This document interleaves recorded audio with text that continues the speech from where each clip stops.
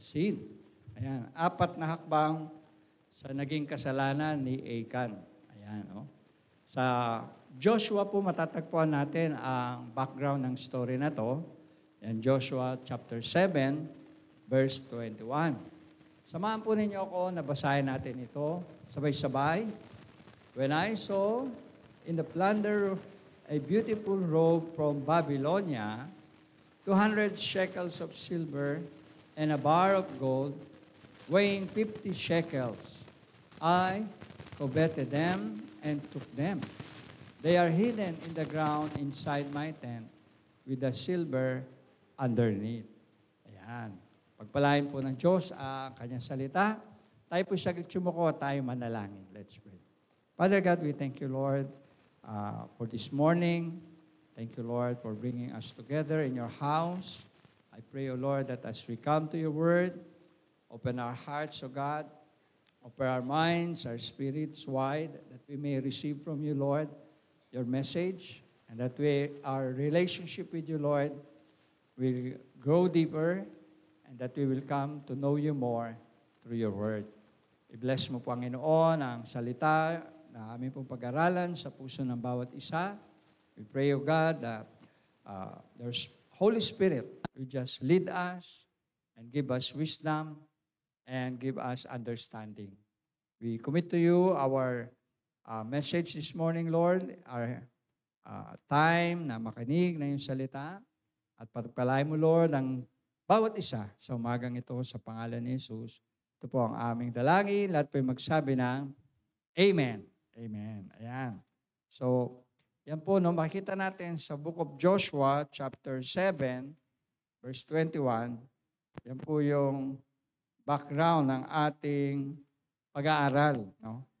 Sabi diyan, the background of Joshua 7 no, is rooted in Achan's act of disobedience during the conquest of Jericho. Yan po, no? Sila po ay mayroong conquest sa Jericho at that time. And then, itong si Achan, sabi po dyan, he stole a beautiful Babylonian garment.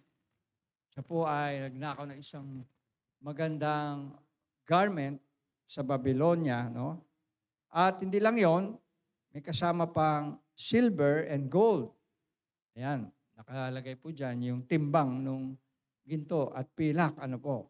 At sabi, ito ay ginawa niya sa kabila na may utos ang Diyos na dapat lahat ng kanilang makukuha ay ihahandog.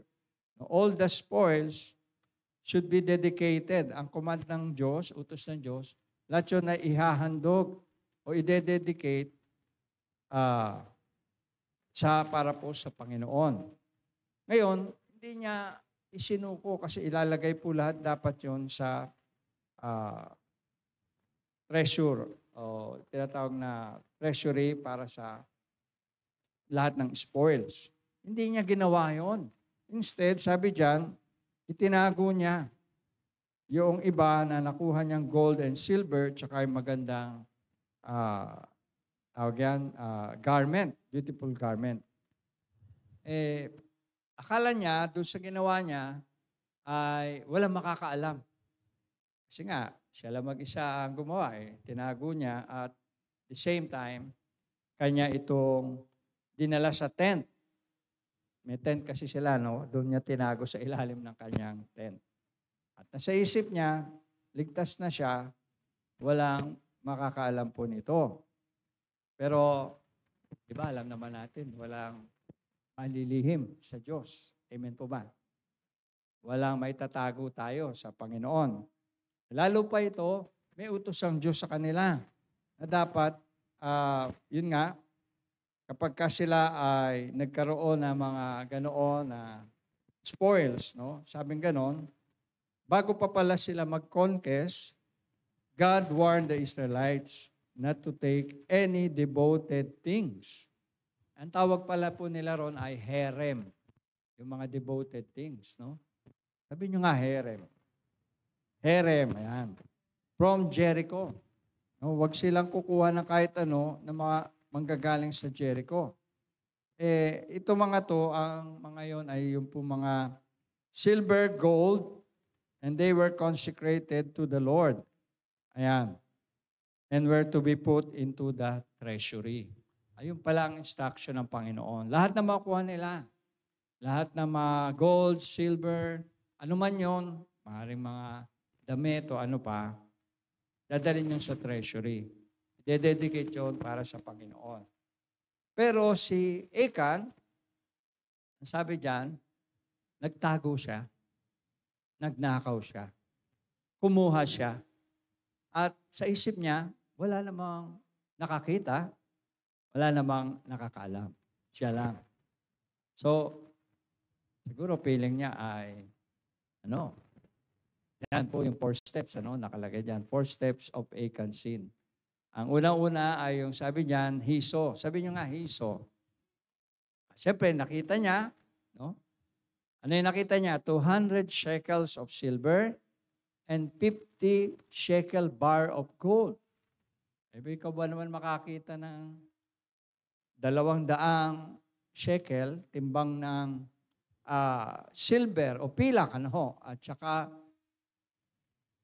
50 na shekel ng ginto, bar of gold, so talagang matetempt ka. Siya ay natempt kasi nakita niya po ito And sabi nga, karamihan naman talaga sa tao ay natetempt, mostly tempted. Kapag may mga ganyang kayamanan, nakikita tayo. Yung may value ba? Mayroong halaga. People today are mostly tempted when it comes to these things, material things. And not only that, minsan sa pera din. Amen. Merong natutokso sa pera, merong iba natutokso sa fame and fortune. People today are mostly tempted when it comes to money, fame, and fortune. Ito yung inaalok kasi ni Satan na temptation sa mga tao para magkasala. At meron paalala po si Paul sa atin sa 1 Timothy chapter 6 verse 10 na sabi, alam naman natin, naririnig natin lagi to, na for the love of money is the root of all evil. Sa Tagalog, ang pag-ibig sa salapi ang siya ugat ng lahat ng kasamaan. Kaya mahirap na magmahal tayo sa kayamanan o sa pera. Amen po ba? Kaya ngayon paalala ni Paul sa kanyang mga sulat, na do not love the world, sabi niya. Huwag nating mahalin ang sanlibutan at ang mga bagay na hinahandog ng sanlibutan. Sapagkat ang pag-ibig sa sanlibutan ay, katumbas ito ng pagkamuhi natin sa Diyos o hindi natin pagmamahal sa Diyos. Kaya nga sinulat, we cannot serve both or 2 masters. Ano po yung 2 masters na yun? Hindi tayo pwede raw maglingkod sa Diyos at sa sanlibutan, sa kayamanan, sa lahat ng riches ng sanlibutan. Itong si Achan, nakita niya yung silver and gold. Kaya siya natukso. At sa ating panahon, di ba, madalas gano'n naman, pagka may mga temptation sa pera, temptation sa ibang bagay, material, minsan doon nahuhulog ang tao sa kasalanan. Kaya nga, nung tinukso ni Satan si Jesus, ano po yung ginamit niya na temptation? Yung lust of the eyes, lust of the flesh, and the pride of life. Pita ng mata, pita ng laman, at saka yung pong pride of life. Sabi niya nga, pride of life. Lust of the eyes. Lust of the flesh. Parang mahina. Okay, 3 po yun, Lust of the eyes, lust of the flesh, and then the pride of life. So nung nakita niya yon, ang sumunod niyang hakbang, second step is, he took. Kinuha niya. Yan. Kinuha na po niya. Hindi pala. Actually, baliktad yung 2 and 3. Una, he coveted muna. Number 2, he coveted. Nung nakita niya, parang naghangad siya. Parang gusto niyang kunin, no? Or, yun na, coveted. Hinangad niya na makuha. Alam niyo ba na sa 10 Commandments, merong nakasulat doon na commandment na thou shall not covet. O ika-10 utos yan, sa 10 Commandments, yung wag kang, ano ba yung covet sa Tagalog? Thou shall not covet, no? Wag kang mag-ahangad ng pag-aari ng iba o ng hindi sa iyo. Nakita niya, nagkaroon siya ngayon ng temptation na ito ay kanyang kunin. No? So, he coveted. Sabi niyo, he coveted. Ayan, nung siya ay nag-covet na, pangatlo, kinuha na niya. He took. Ayan, ito na yung the act of stealing. Nauna, temptation, nakita niya. Then, nagkaroon siya ng hangarin, nakunin, and then ginawa na niya. He put it into action at yun yung the act of stealing na. Yung pagnanakaw na. No? In other terms po ng stealing is theft and robbery. Sa modern natin, di ba? Pagnanakaw sa Tagalog. Ninakaw na nga niya yung mga hindi dapat niyang kunin sapagkat may utos sa Panginoon na yun ay dapat dalhin sa treasury. Pero hindi niya sinunod. At ang ginawa niya, kinuha niya, at ika-4 na ginawa niya ay itinago niya. He hid. Ayan. No? Ang isa pang salita o other word for hiding it is he concealed them. Or he concealed the items. No? Ibinaon niya sa ilalim ng kanyang tent. Naghukay siya ron, doon niya itinago. Bagay, kung talagang wala nakakita, wala nakakaalam na tao, isipin niya talaga na safe na. Marahil siya lang ang pumapasok doon sa tent niya. No? So, parang kampante siya. Okay na siya. Wala nakakaalam. Pero, yun nga, tinago niya. He hid them. Yun yung 4 steps of Achan's sin. Number 1, he saw. Number 2, he coveted. And number 3, he took. And number 4, he hid. So ito yung 4 na hakbang ginawa ni Achan, kaya siya ay nagkasala. Dito sa verse na ito, it reveals po the personal sin of greed. Sabi niyo po, personal sin of greed and covetousness. Ayan po. Greed and covetousness that brought God's judgment upon Israelites. Ayan. Akala niya, nung ginawa niya ito, walang epekto o walang consequence sa iba. No? Akala niya, safe na nga siya. Wala na siyang pananagutan.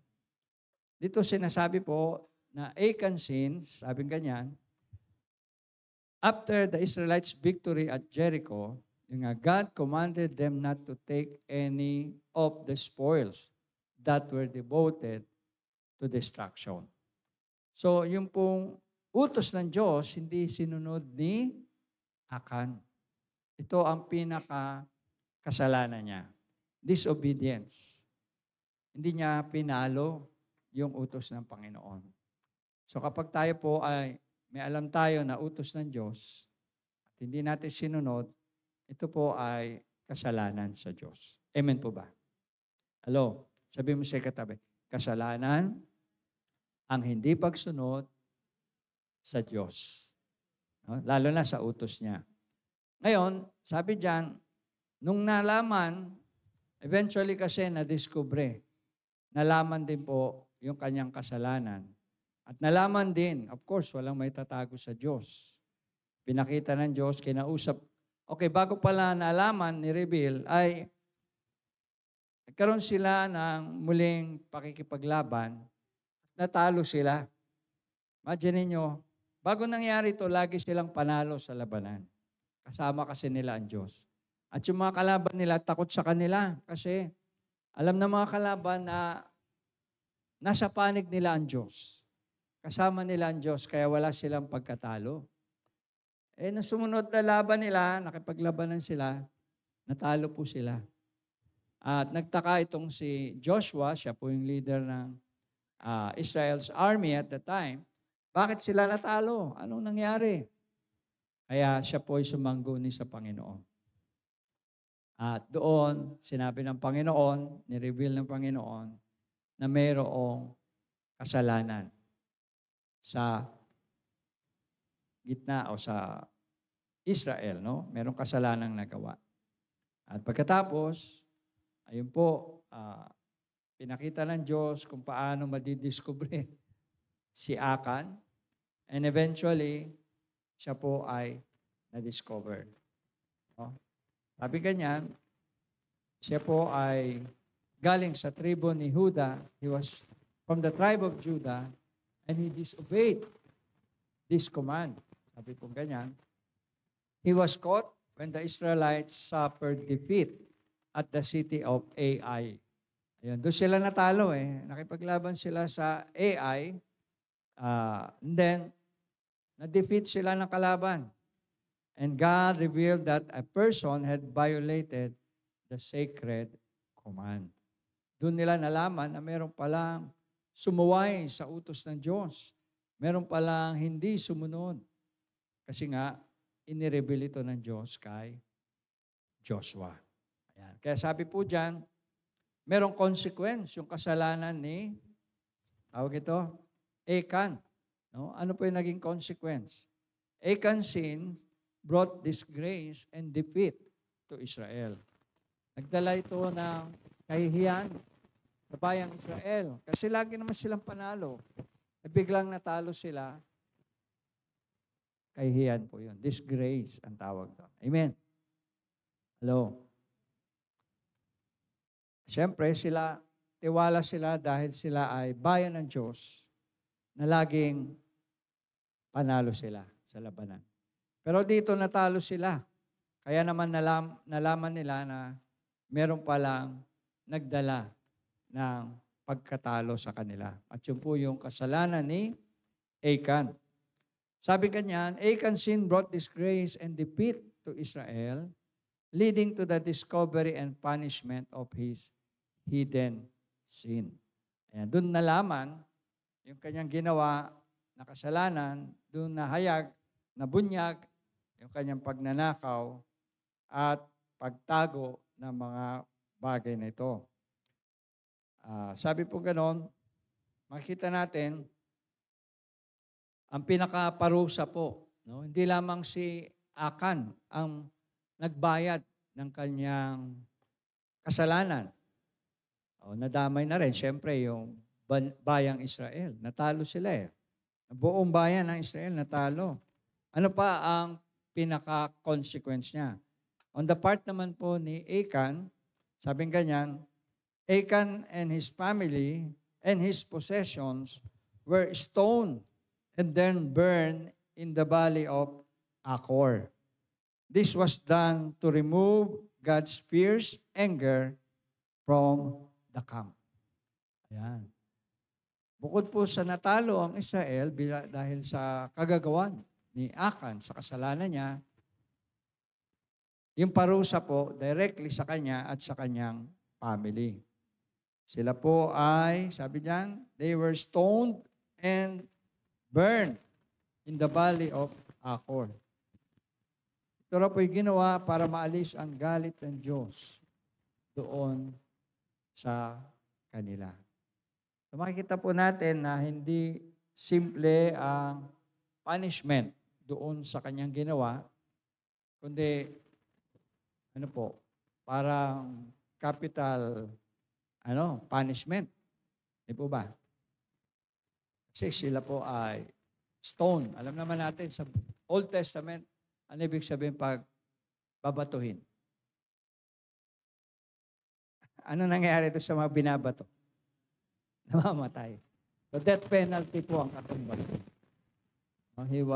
He was punished ah, by death penalty. Hindi lang naman siya ang masaklap doon, buong pamilya niya, buong lahi niya. At hindi lang sila stoned to death. Cremate pa po sila. Sinunog sila. Sa Valley of, ano nga yun? Sabi diyan, Achor. The Valley of Achor. Dito sa story ni Achan, makikita po natin na una, the story illustrates that there is no truly hidden sin as it will eventually be exposed. So yung akala ni Achan na sikreto, siya lang nakakaalam, walang nakakaalam na iba, hindi pala. Una-una, ang Diyos alam yung kanya sikreto. Kaya sabihin mo sa iyong katabi, kapatid, wala tayong matatago sa Panginoon. Alam ng Diyos ang sikreto mo. Ayan. Alam ng Diyos yung sikreto mo at sikreto ko at sikreto nating lahat. Kaya wala tayong matatago sa Diyos. Amen po ba? Amen. So next, sabi ganyan, consequence of disobedience. Sabi po, ang pagsuway sa Diyos ay mayroong kabayaran. It demonstrates that severe consequences of disobedience to God, not just for the individual, but for the entire community. So, pansinin niyo po yung kanyang kasalanan na ginawa, akala niya siya lang ang apektado. Siya lang ang magbabayad. Hindi lang pala siya, kasama yung pamilya niya, at the same time, yung buong kampo ng Israel, damay. Sabi niyo, damay. Patandaan po natin, pag merong kasalanan na gawang isang tao, maraming madadamay. Andiyan ba kayo? Hindi lang yung taong gumawa ng kasalanan ang damay, kundi pwedeng ang kanyang pamilya, pwedeng ang kanyang kabarangay, pwedeng ang kanyang kaprobinsya, lalong-lalo na pwede ang kanyang mga kababayan, bayang Pilipinas. Andiyan ba kayo? Ayan. So, ano po yan? Merong consequence na pangmalawakan, hindi lamang sa kanyang sariling personal. Sabi po diyan, covenant violation. Ang kanya pong naging kasalanan ay covenant violation. Sabi, Achan's action were a direct violation of God's covenant with Israel. Inutusan nga naman sila na huwag kukuha, huwag magnanakaw. No? Direct po yun, nung time nila. Pero sinuway nga ni Achan. And then makikita rin natin sa Bible na meron ding utos ang Diyos sa 10 Commandments. Sino po ang nakakaalam ng 10 Commandments? 10 utos ng Diyos. Amen.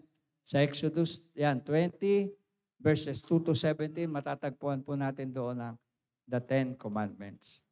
Ang Commandment number 8 at Commandment number 9, sabi ganyan, basahin nga natin, Commandment number 8, you shall not steal.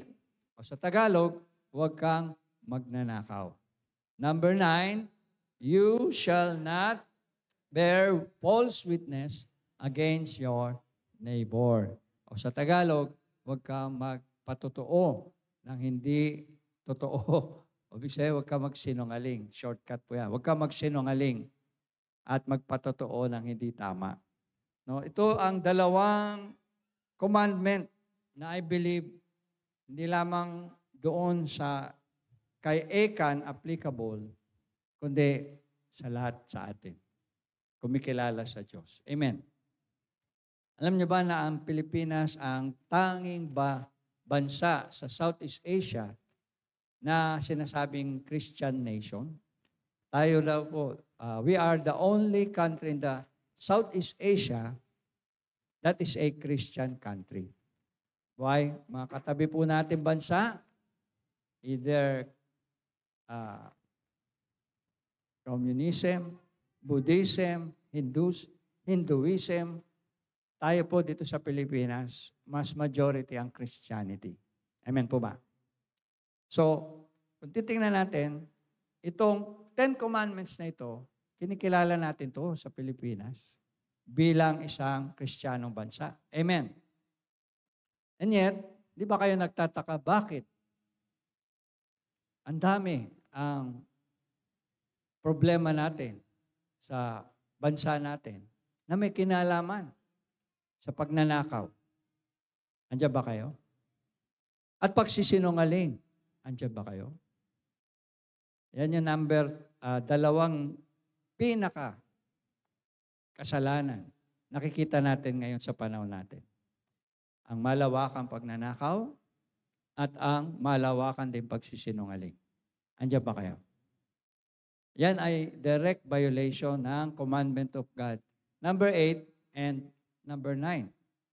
Sabi ko, these are the 2 commandments that are being violated by our executive, legislative, and judiciary branch of our government. This is where we now see the problem of corruption in the government. Andiyan ba kayo? The major problems are stealing and lying.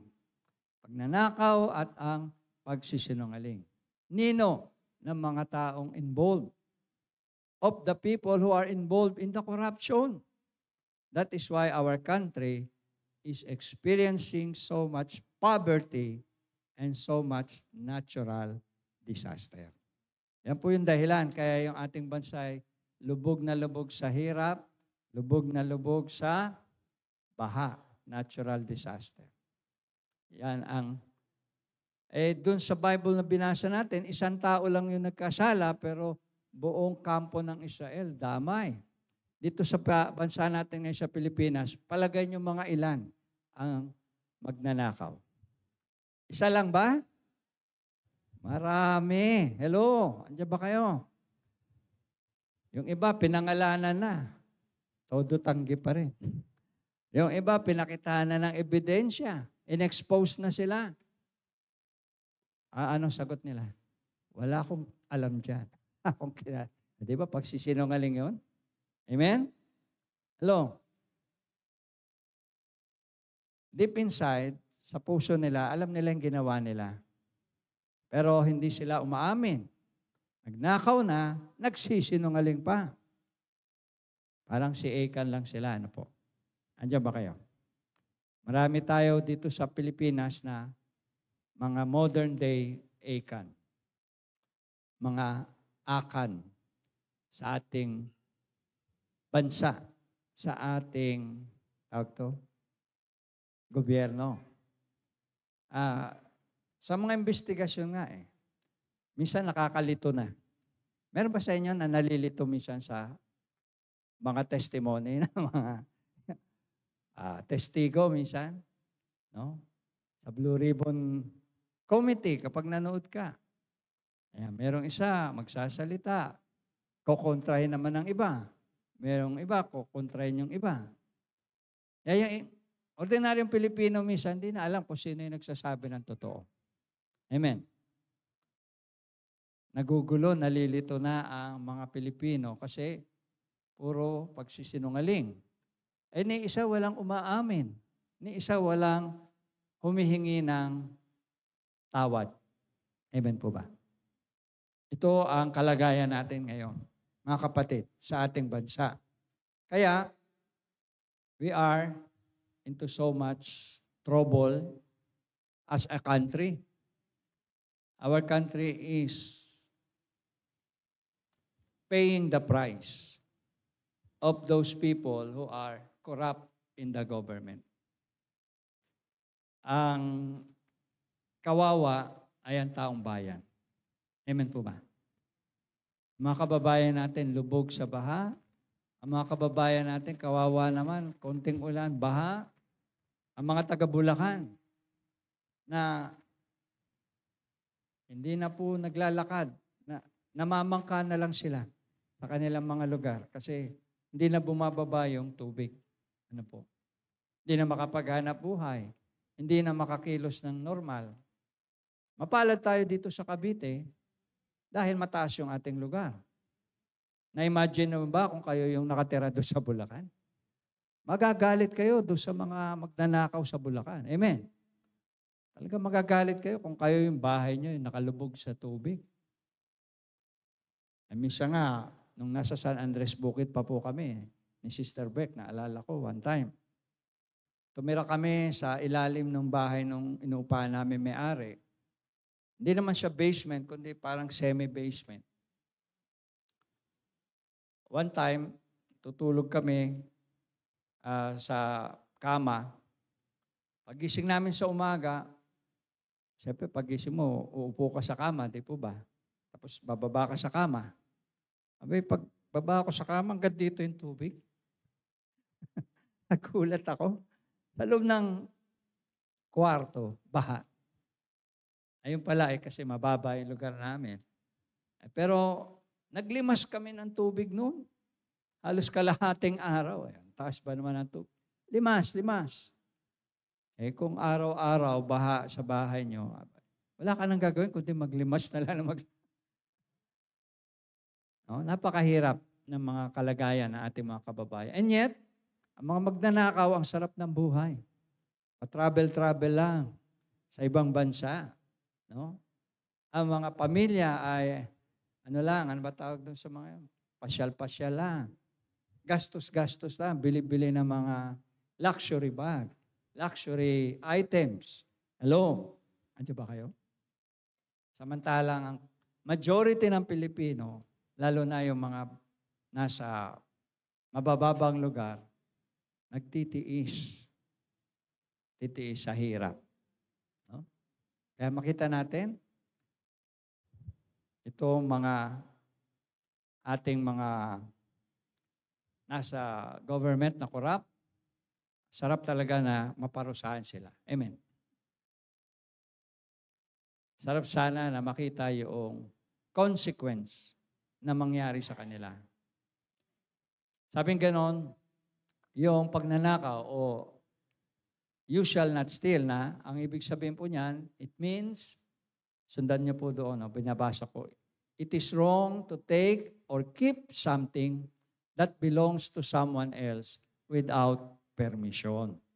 This commandment prohibits theft of money, possession, property, and even other things like time, reputation, or a person's well-being by deceit. Ayan, no? Ibig sabihin, huwag mong kukunin, huwag kang magnanakaw sa iba ng kahit na ng pera, possession, property, o even time daw, reputation, or yung person's well-being. Paano nangyayari yan? Pag nanloko ka ng kapwa, ninanakaw mo rin. Ninanakawan mo rin sila. No? Corruption refers to a form of criminal activity or dishonesty. Pag sinabi po natin corruption, lalo na kasi ina-apply natin ng word na corruption sa gobyerno. Amen ba?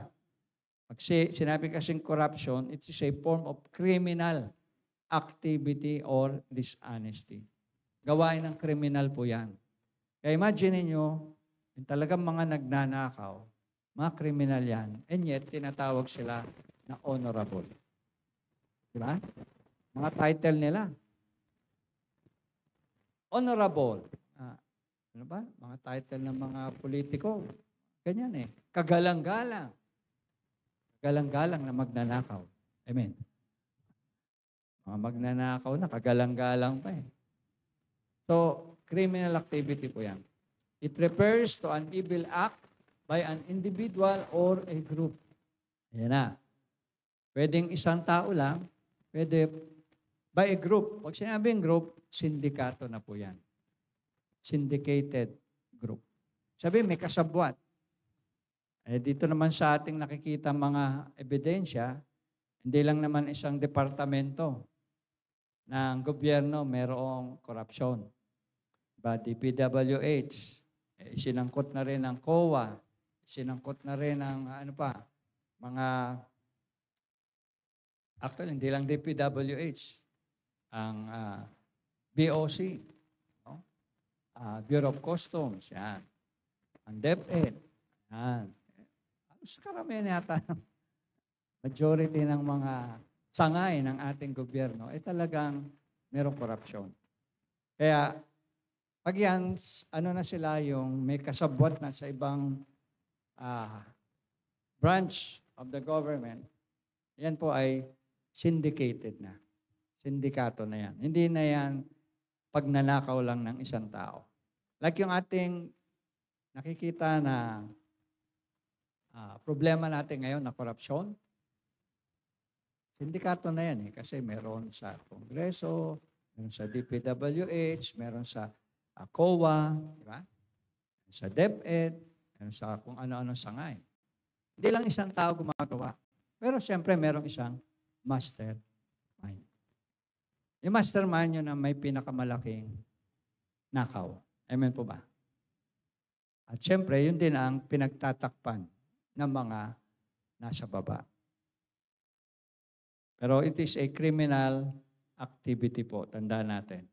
So, bigyan ko kayo. Sabi dyan, the examples of corruption in the Philippines includes, graft, bribery, cronyism, nepotism, impunity, embezzlement, extortion, racketeering, fraud, tax evasion, vote buying, and lack of support for human rights. Dami pala ng gawain ng mga example ng korupsyon sa ating bansa. Kaya, pasok tayo doon sa mga countries, corrupt countries. Hindi ko lang alam exact kung pang ilan tayo, pero siguradong kasama tayo sa top 10. Amen. Mga magulang, pag napasama sa top 10 yung anak sa school, di ba, tuwa-tuwa? Ayaw, pag yung bansa natin napapasok sa top 10 corrupt in the whole world, hindi natin dapat ikatuwa yun. Dapat ikagalit natin yun. Amen. Kasi yan po, daming klase ng pangungurap sa gobyerno natin. Grabe talaga. Ngayon, ang tanong po is there a hope for the corrupt individuals in the government? Ang tanong, meron pa bang pag-asa itong mga corrupt na mga tao sa ating gobyerno? Sino po nagsasabi ng yes? Taas ang kamay. Sino nagsasabi ng no? Taas din ang kamay. Sino nagsasabing wala akong pakialam, pastor? Bahala sila. Ayaw ko magtaas ng kamay. Baka masangkot pa ako dyan. Ayan, no? Is there a hope for them? Meron naman. Doon kay Akan, walang hope kasi hindi siya umamin. Hindi siya nagsisi. Amen. Tandaan natin yung mga hindi umaamin at hindi nagsisisi at nagbabago, walang pag-asa yun. Amen po ba? Ang may pag-asa ay yung mga kumikilala na sila'y nagkasala, humihingi ng tawad, at nagsisisi at nagbabalik loob sa Diyos.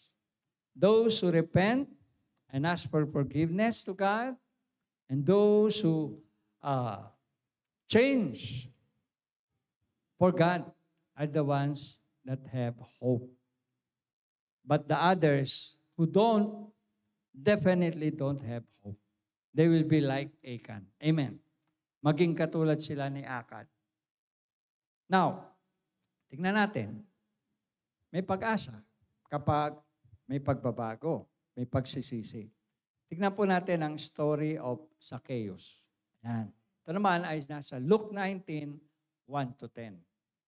Luke 19, 1-10. Pwede ba nating basahin yung, ayan po, sabay-sabay natin basahin. Jesus entered Jericho and was passing through. A man was there by the name of Zacchaeus. He was a chief tax collector and was wealthy. He wanted to see who Jesus was, but because he was short and could not see over the crowd, So he ran ahead and climbed a sycamore fig tree to see him. Since Jesus was coming that way, he looked up and Zacchaeus, come down immediately.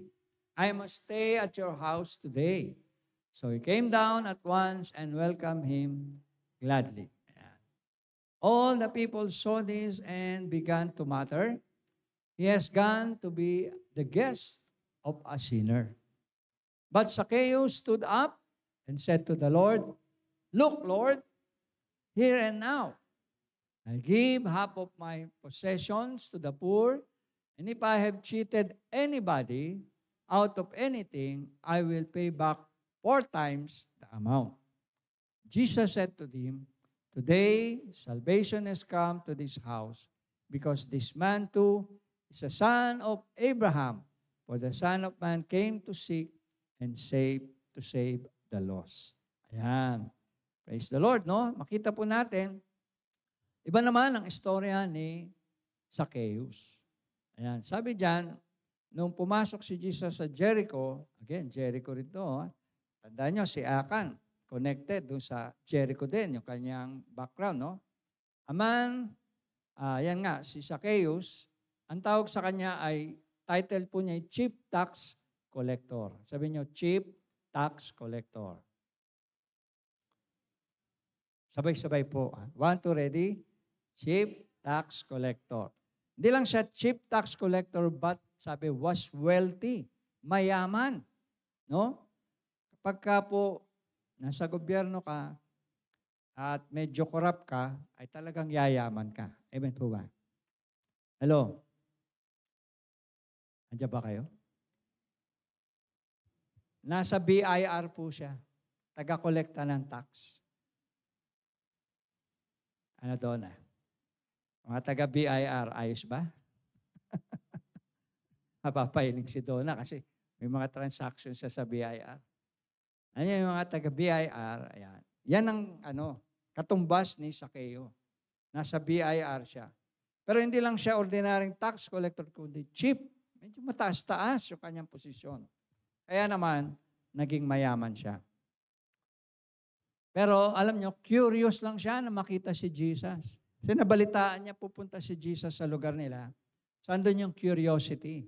Gusto niya makita, gusto niya, siguro, mabalitaan niya. Maraming sumusunod kay Jesus, maraming ginawang miracle si Jesus. So out of curiosity, pumunta siya. Ang description po sa kanya, medyo short, sabi niyo short. Medyo mababa siya. Maliit, medyo kulang sa height. Siyempre, yung mga normal na height, pag tumapat siya ron, o nasa likod siya, wala na siya makita.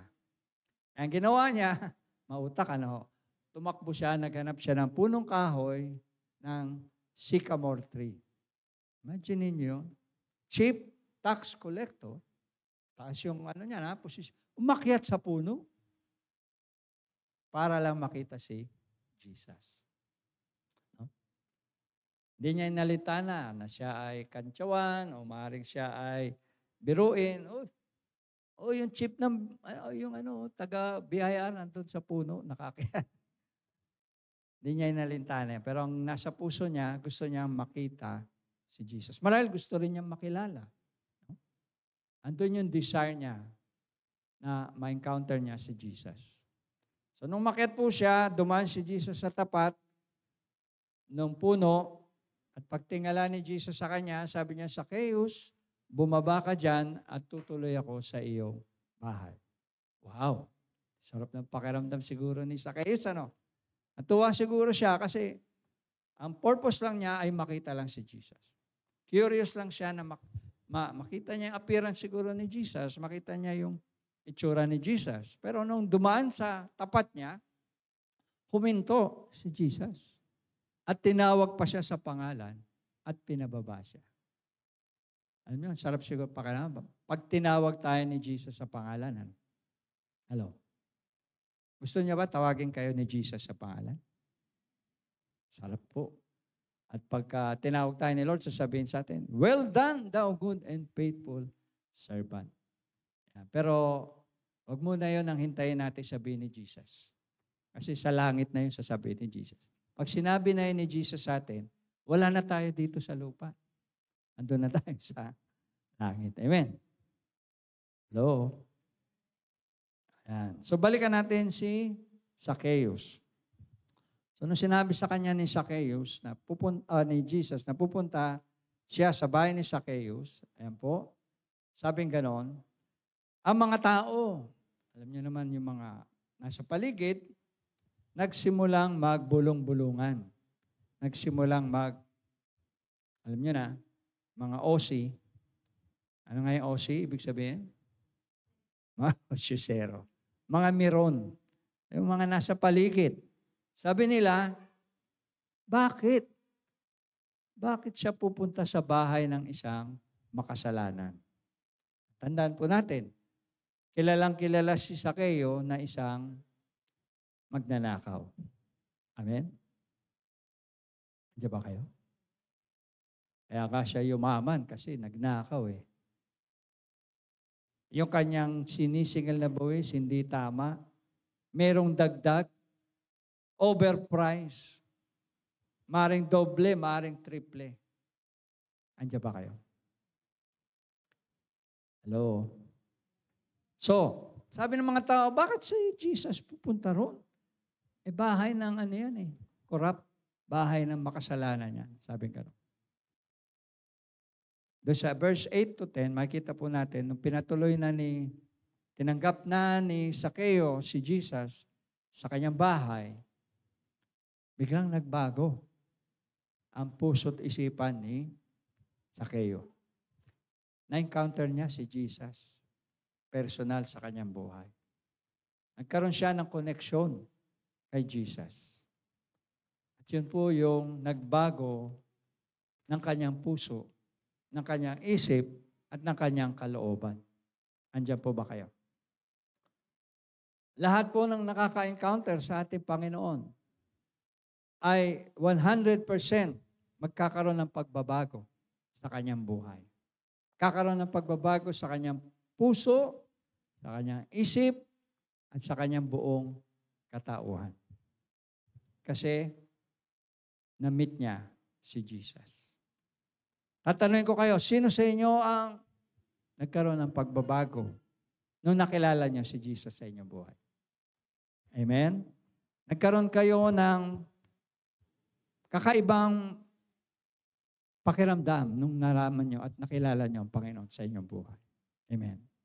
Binago tayo lahat ng Panginoon kasi Jesus is our Lord and Savior.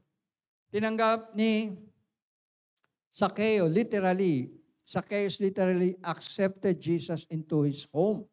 Pinapasok niya, pinatuloy niya. At kapag ating pinatuloy si Lord, hindi lang, not literally sa ating bahay, kundi sa ating puso, sa ating buhay. Tinanggap natin siya bilang ating Lord and Savior. Isinuko natin lahat ang ating kasalanan, ang ating past, ang ating failures, ang ating fears sa Panginoon, tiyak, babaguhin tayo ng Diyos. Amen po ba? Yun ang ginawa ni Jesus kay Zacchaeus. Kaya naman, nakita natin agad sa verses 8 to 10. Now, when Zacchaeus encountered Jesus in his life, he felt convicted of his sin. He saw Jesus' righteousness and holiness that he felt conviction for all his sins of corruption and dishonesty. Biglang lumiwanag sa kanya na siya pala'y makasalanan at siya ay nagkasala sa harap ng Diyos. At dahil doon, nagsisi po siya. Sabi niyo nga, nagsisi. Yan ang mahalaga, no? Kapag naka-encounter natin ang Diyos, ang Panginoon, magsisisi ang tao. Sabi diyan, Zacchaeus stood up and said to the Lord, Look, Lord, here and now. Ngayon din, sabi niya, I give half of my possession to the poor. Ibibigay ko ang aking kalahating kayamanan sa lahat ng may hirap At kapag meron akong niloko, if I cheated anyone of anything, I will pay it back 4 times over. Sabi niya, Lord, ngayon din, kalahati ng kayamanan ko, ibabagay ko sa mahihirap at pagkatapos, kung may nadaya ako, babalik ko 4 na beses. 4 times, sabi nga gano'n. Ang tawag po dyan ay restoration. Sabi niyo, restoration. Ayan. Hindi lang siya nagsisi, hindi lang siya humingi ng tawad sa Diyos, kundi ibinalik niya yung mga nakaw niya sa tao. Andiyan ba kayo? Ito ang pagkakaiba ni Zacchaeus kay Akan. Ito yung pagkakaiba nilang dalawa. Siya ay nagsisi, siya ay nagbalik ng kanyang ninakaw sa mga tao. Kaya naman ang sabi ng Panginoon, Jesus said to him, verse 9, "Today salvation has come to this house because this man too is a son of Abraham." Naalala nyo, gustong-gusto nilang tinatawag silang son of Abraham, ang mga Hudyo. Diba? Last time, yung kausap ni Jesus na mga son of Satan, hindi raw sila son of, sila daw ay son of Abraham. Kiniklaim nila yan. Very important kasi yung title sa kanila na son of Abraham. Pero ito si Zacchaeus, si Jesus mismo ang nagsabi na si Zacchaeus is also a son of Abraham. Doon sa kabila na istorya na ating pinag-aralan, kiniklaim ng mga tao na son of Abraham sila pero hindi nila ginagawa yung utos ni Abraham. Instead, ang ginagawa nila ay gusto nilang patayin si Jesus. Kaya sabi ni Jesus, paano kayo maging son of Abraham? Gusto niyo akong patayin. Dapat kung son of Abraham kayo, ang tatay niyo ay Diyos, ang Diyos, dapat mamahalin niyo ako dahil ako ay galing sa Diyos. Ako ay Diyos, sabi ni Jesus. Pero ito si Zacchaeus, hindi niya kiniklaim na siya ay son of Abraham, pero si Jesus mismo nagsabi, this man too is a son of Abraham. Kaya sabi ni Jesus, for the Son of Man came to seek and to save the lost.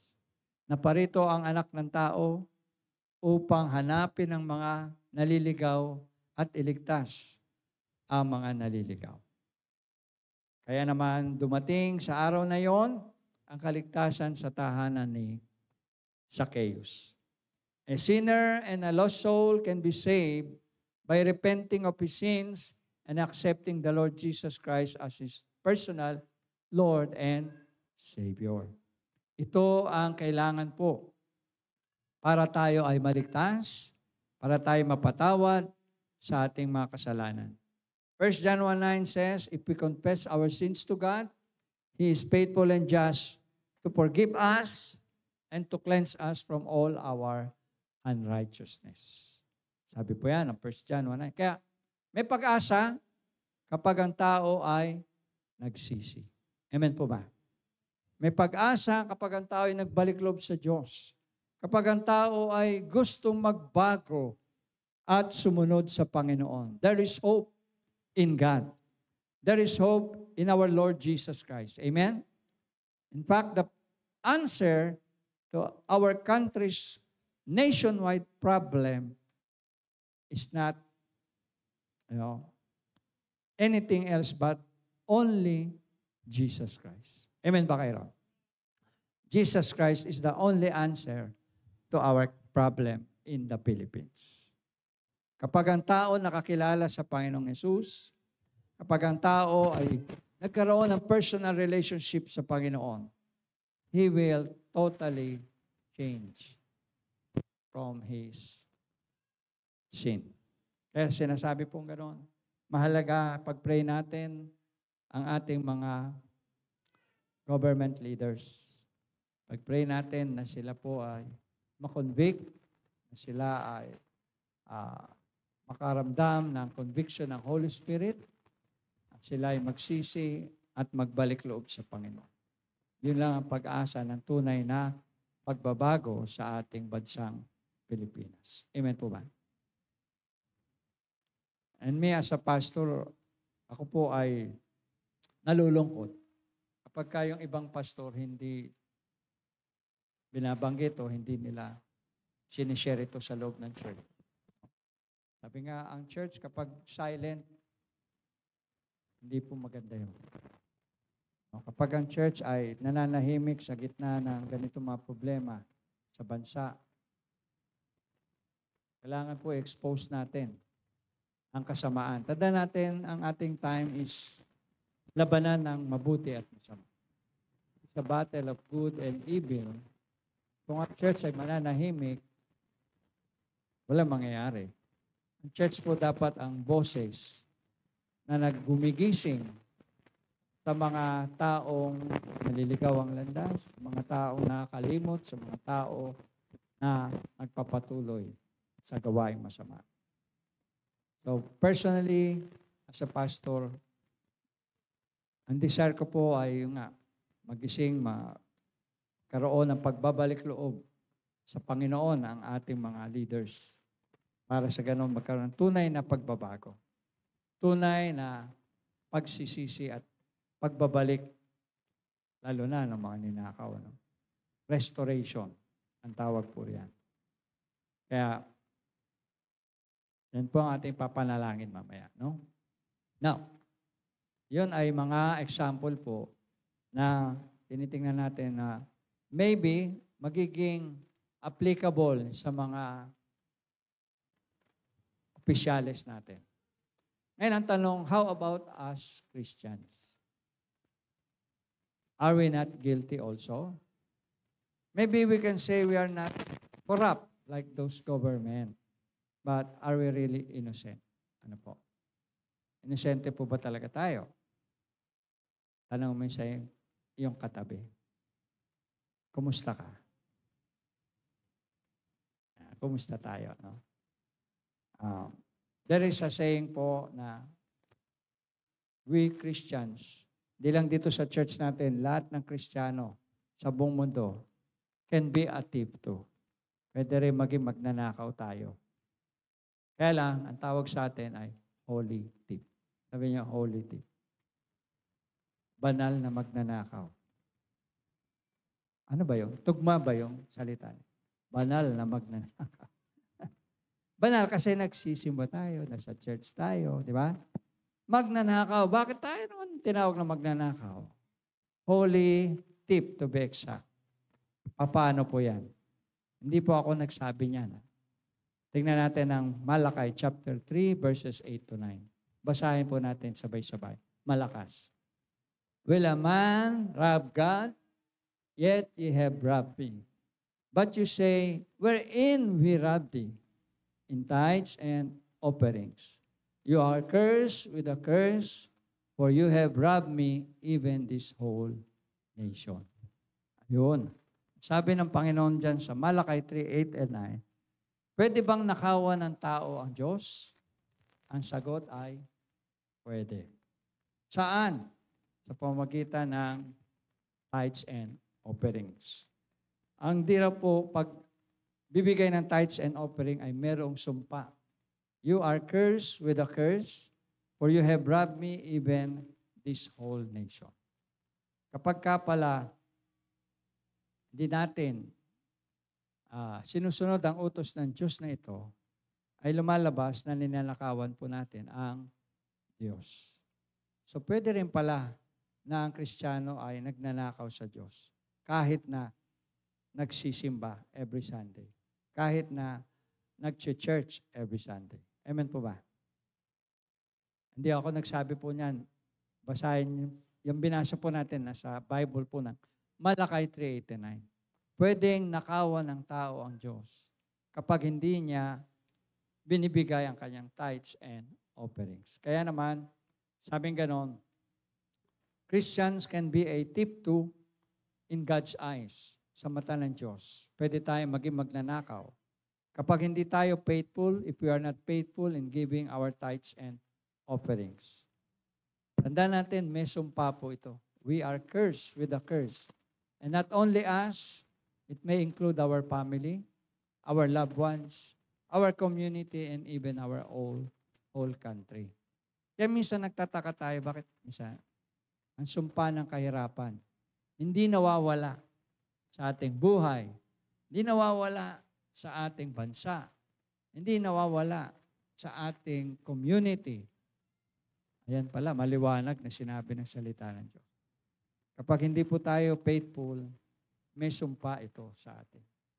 Sumpa ng sakit, sumpa ng kahirapan, sumpa ng pagdurusa. No? And it's not only in us individually, but also in our family, our loved ones, our community, and even sa ating country. Kaya in conclusion, nakikita natin ang malawakang pagnanakaw sa bansa natin. Pero kailangan din natin tingnan yung ating mga sarili in the light of the Scriptures.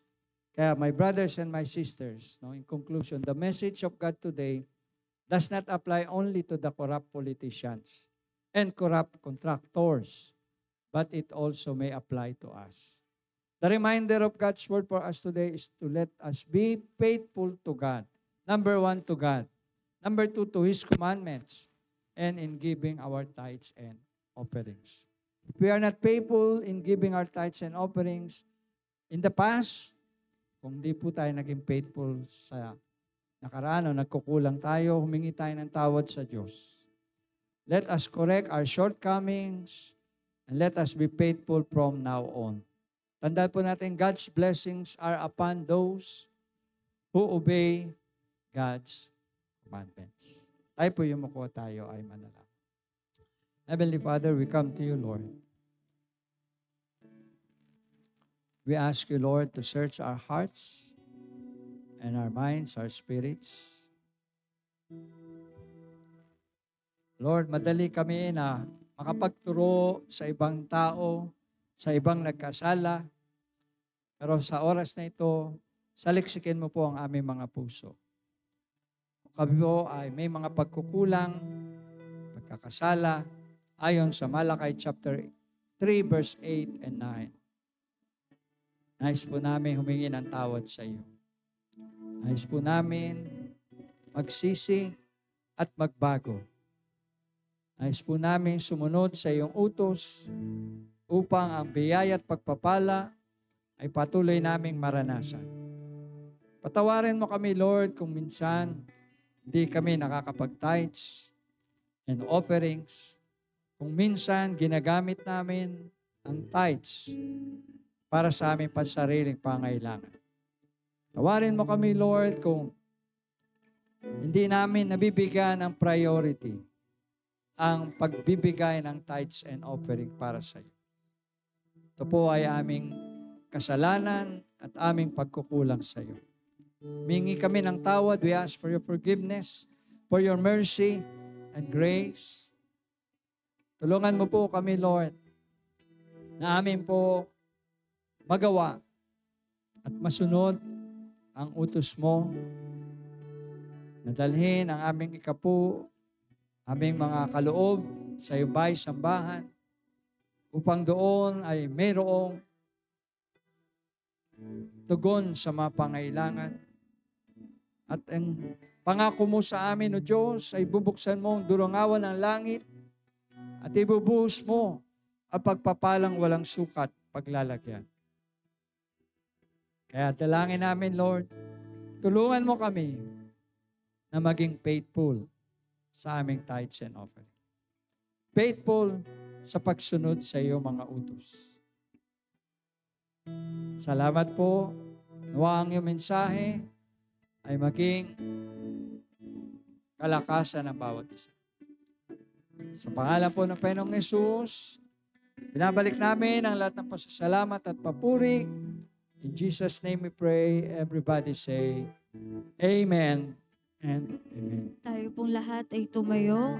Atin pong purihin ang pangalan ng ating Panginoon.